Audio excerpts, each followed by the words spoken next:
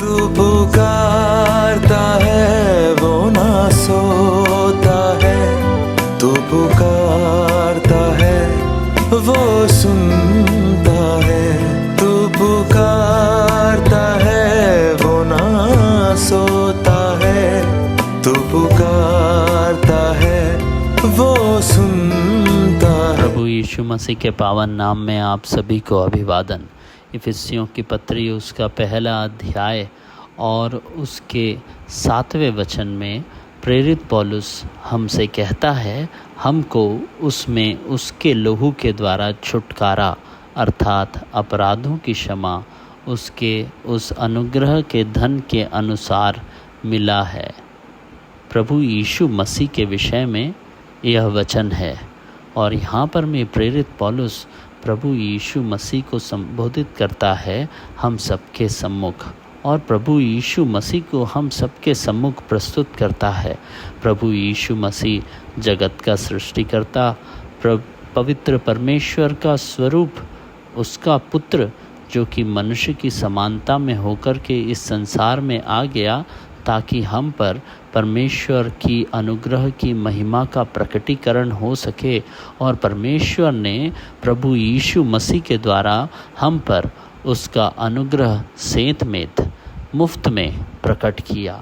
और उसके विषय में हम पढ़ते हैं, हमको उसमें यानी मनुष्य जाति को प्रभु यीशु मसीह में प्रभु यीशु मसीह के लोहू के द्वारा छुटकारा है।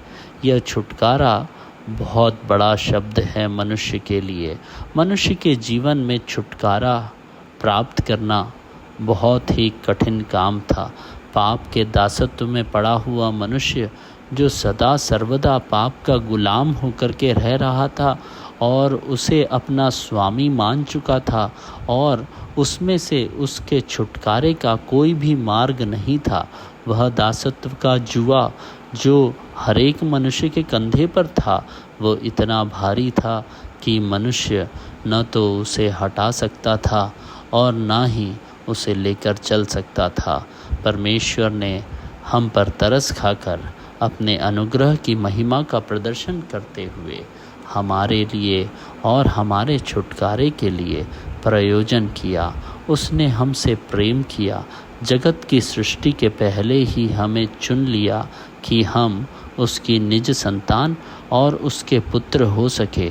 और उसके निज संतान और पुत्र होने के लिए वह पाप का दासत्व जो हमारे ऊपर था, वह पाप का दासत्व जो हमें बंधन में जकड़े हुए था, उससे हमारा छुटकारा होना आवश्यक था। उसके बगैर हम परमेश्वर की निज प्रजा और लेपालक पुत्र नहीं बन सकते थे। इसीलिए उसने अनुग्रह करते हुए प्रभु यीशु मसीह के द्वारा हम सबको उसके लहू के द्वारा छुटकारा दिया। प्रभु यीशु मसीह का लहू छुटकारा देने वाला लहू है। वो पाप से छुटकारा देता है।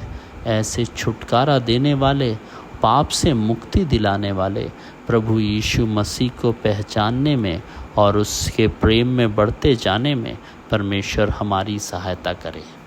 तेरी पुकार